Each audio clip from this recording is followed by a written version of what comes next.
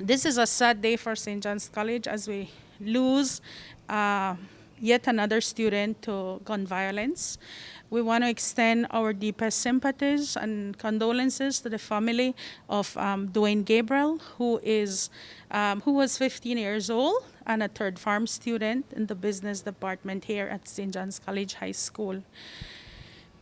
It is with deep regret that we condemn the violence that is happening in Belize, and we are very aware that it is a part of a larger societal problem here in Belize, and the government needs to do something about it.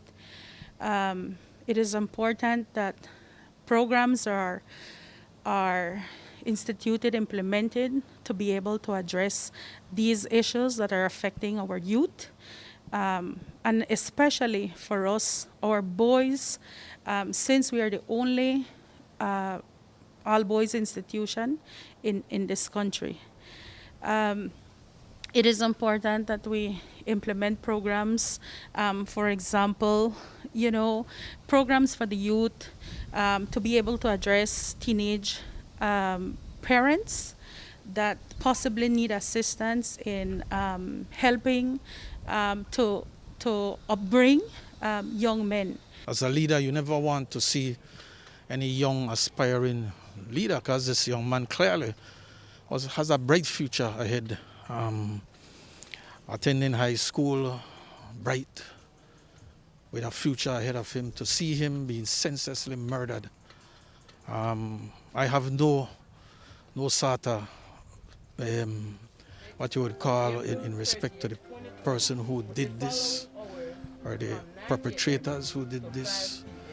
It's an act of terrorism, and our communities have been faced with this sort of behavior for some time now. And so leadership requires that you make the tough decisions.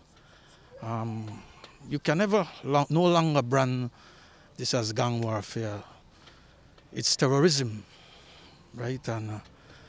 And you have to put in place as leaders a plan that captures and a plan that addresses terrorism.